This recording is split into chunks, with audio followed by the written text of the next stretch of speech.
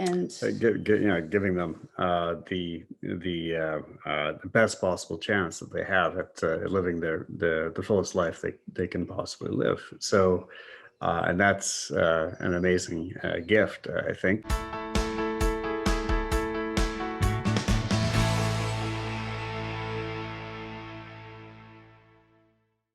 I'm Glenn Herbert, and I'm an editor with Our Kids. We're speaking with insiders from Canada's leading private schools to gain insights into their programs, culture, traditions, and leadership. This includes insights from parents, alumni, and administrators. This is the Our Kids Insider Perspective.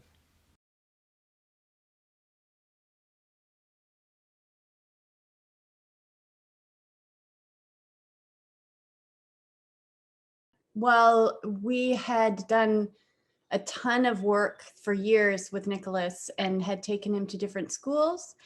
And eventually he just wasn't happy. And so we were told about this school and a few other schools through Dr. Davies, who helps kids kind of in the autism network.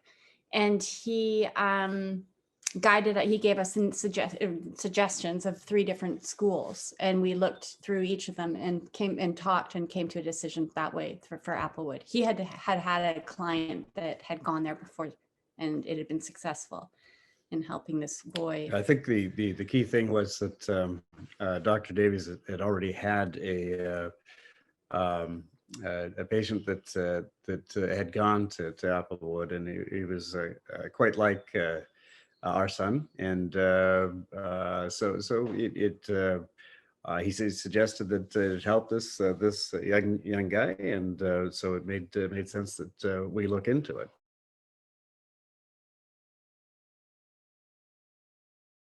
Okay, well, the very first week, it was very challenging. It was really difficult, obviously, because we are from BC and this is in Ontario.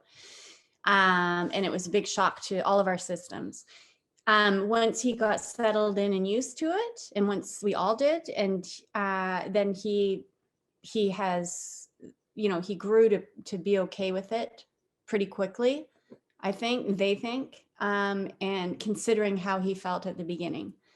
And now he loves it.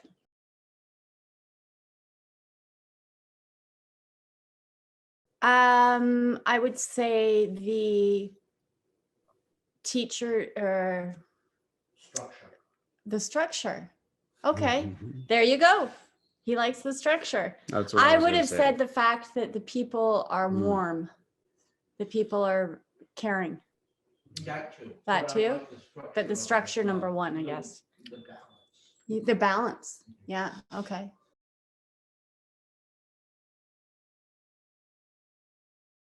I think it's the professionalism of the people that were there. Of course, we were when we dropped Nicholas off, it was only about a month later that the pandemic hit, so we couldn't come back to see him, and we were really had to rely on the people at the school to let us know what was going on, and make sure that, of course, Nicholas was going to be properly taken care of. We were very concerned, of course, at the time. And they came through with flying colors, extremely professional, and caring, and made us feel that that even in difficult circumstances that were extremely unusual, Nicholas was going to be well cared for, and that made us feel incredibly good. And also, Nicholas, despite the change in curriculum, of course, because of the pandemic and everything being turned upside down, still excelled under their care and supervision, which was we thought amazing, and a testament to the school's ability and the people at the school, their ability to help him.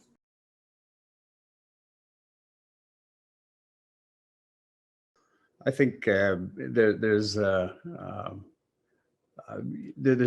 some aspects. I think that we would personally, and I haven't really brought this up with them, but maybe would like to see some more perhaps off-site activities. I don't know everything that goes on a day-to-day basis, but in terms of the physical activities and things like that, I don't know if things can be done there or not, but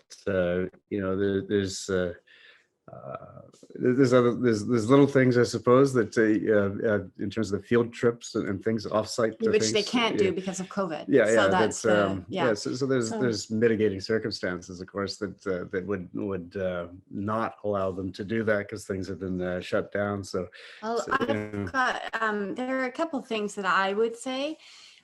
While it is hard to think of anything, I read the questions beforehand, so I hadn't, I had to really rack my brains to think of something that, I would say needs some work. The only thing that I can think of is I would like more material, more, of academic, even though it's not, it's a holistic process, but I would like more material of what he's doing in the school. I would like to see what's going on because that's how I spent my life with him before we took him there. So I understand about the activity part of it, not being able, it's near impossible to reorganize this during COVID when things are changing all the time. But I think, I don't, again, it's a hard question to answer. They've just done a really fabulous job. Yeah, so, we don't, we haven't really had probably the typical experience because of the last year. So it's difficult to know what what areas are could use improvement because they've had to, their entire curriculum has been turned upside down. They've had to reinvent themselves just for this which past they've year. done very well. Yeah. So, yeah.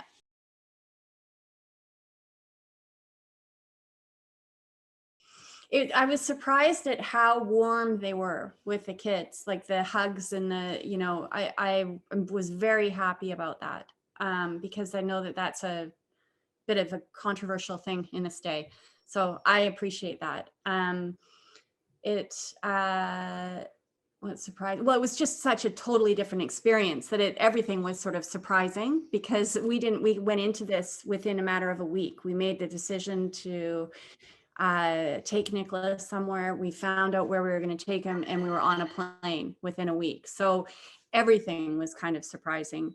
How confident they were in their decisions and how quickly they understood Nicholas was shocking.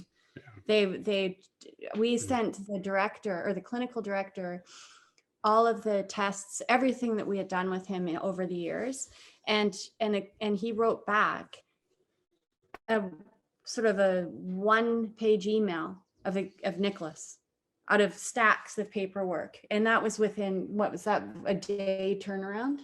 Not even a few days, actually. 2 days, yeah. 2 or 3 days, but it was like a synopsis of our boy, and so that was impressive. They really knew him. The surprising thing was the ability for them to be so accommodating, to understand that where we were, and to be able to work with us in a very tight timeline and turn that around. I thought that was refreshing. We didn't expect to get the kind of response that we got, and that made things much easier. Mm-hmm.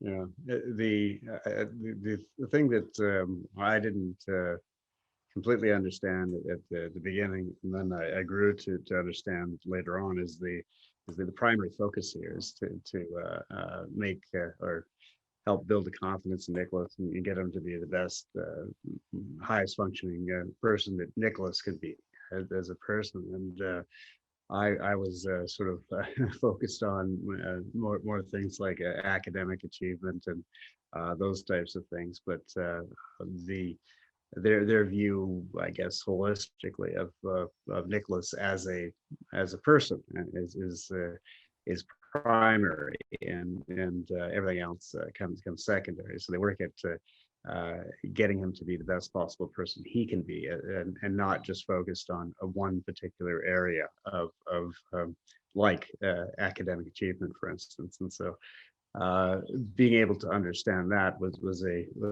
education for me, I guess. Yeah, I would agree. Their highest value, like, is holistic. That's their principle. I'm probably, I don't know what their mantra is, but that is definitely how I see it. Yeah.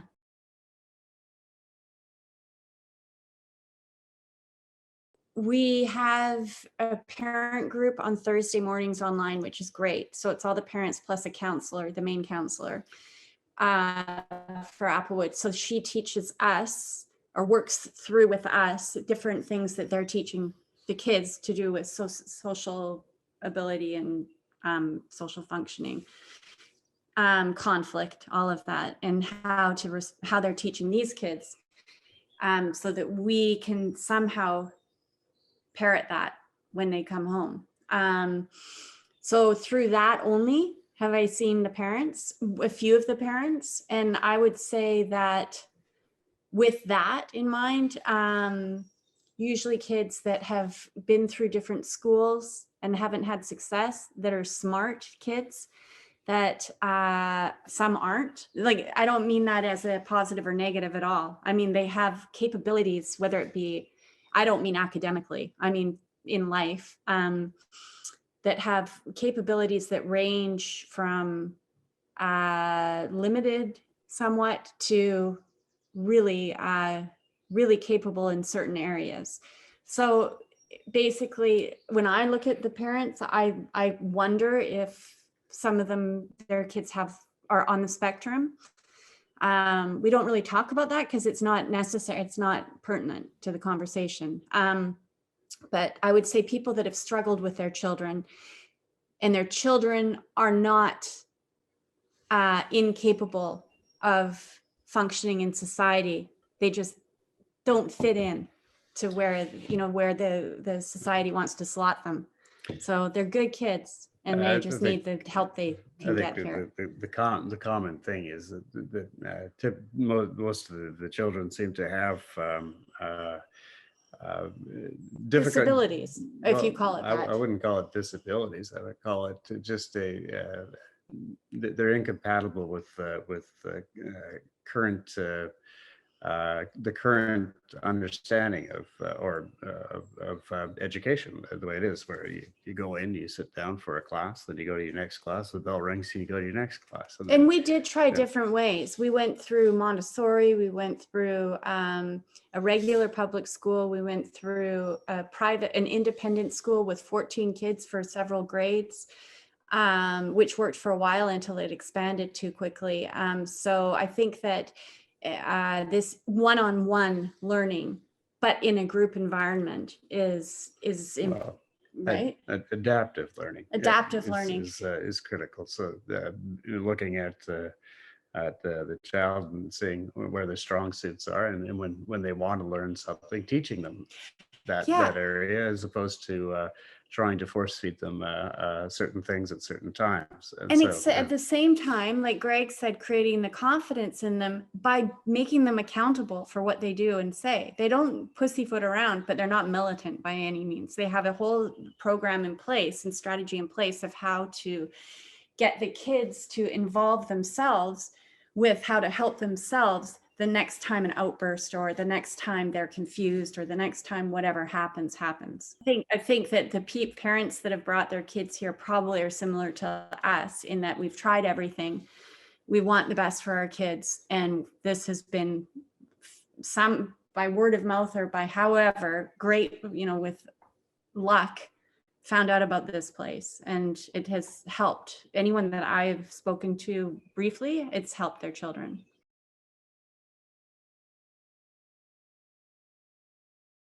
I think the art that he's been able to sort of develop, his artistic capabilities, and I think that's been something he's been able to cultivate and look at seriously. I think that's really helped him in a lot of ways.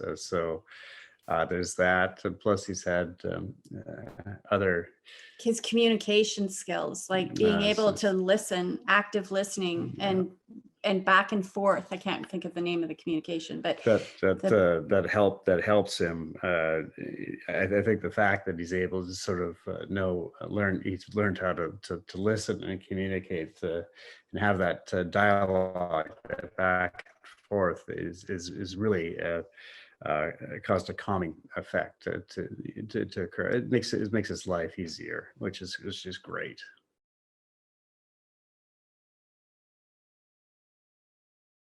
they calm you down when you're worried, especially at the beginning when we didn't know what to expect, or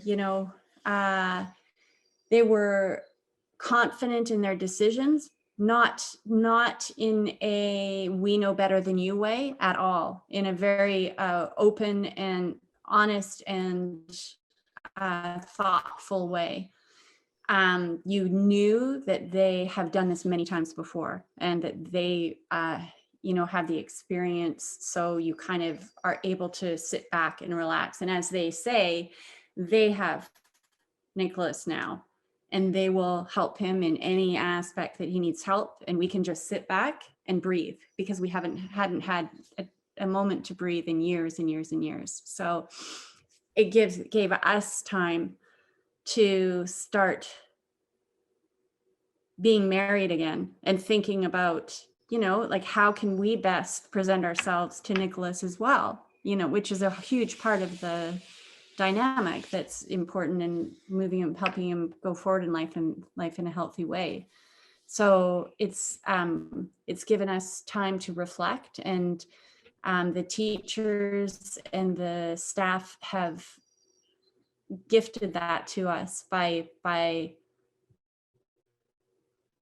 Making us feel comfortable that Yeah. we have him in the right place and under the right care. Yeah.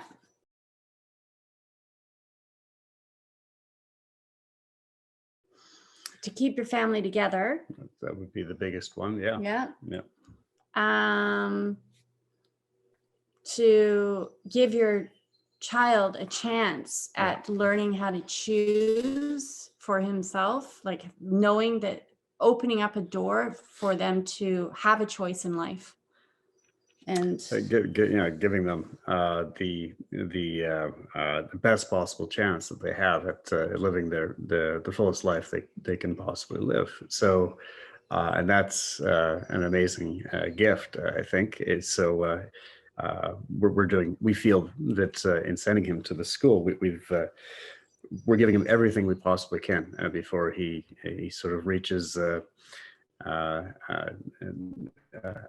being an adult and going on. So he'll have the tools. He won't be deficient in any way. That we're giving him everything we possibly can for when he goes off, hopefully on his and it's not an easy thing to do, financially, emotionally, anything, but it's definitely, especially both financially and emotionally. But it's, your parents, you couldn't do it any other way. If you know of something that's going to help your child, you do whatever you can to make it happen. And I'm glad we've done it. Yeah.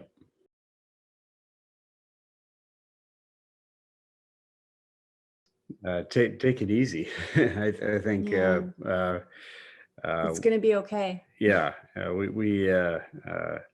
I think at the beginning and even into this, the idea that we still had some control and had to exert some sort of influence over him. We still had that perception, and that's not the case. And so I think if somebody were to say, look, after you make this decision, they have it, they've got it under control, so you don't have to worry so much. I think that would have been if I hindsight, if I'd look back and sort of say, if there's one thing that that was missing for me, that would have been the case. And like I said, the last year has not been easy because of the pandemic and things like that. And so there was other issues that came into being, but we were, I think, a little bit more worried than we needed to be, I think, and so Even for someone just to say, you know what, just in a few months, you'll look back and you'll realize that you can breathe. You can breathe. You can. It is okay. That you've made the right decision. Because you can't tell someone not to feel what they're feeling at that moment, but to have that hope or that knowing that it will be better, And also, Nicholas had other things going on than autism. So we were worried that people wouldn't understand him and that, what the way we did and that. And if someone had been able to tell me that, don't worry, they will, it's okay, then that would have helped. For more information about this school, you can visit their profile at ourkids.net.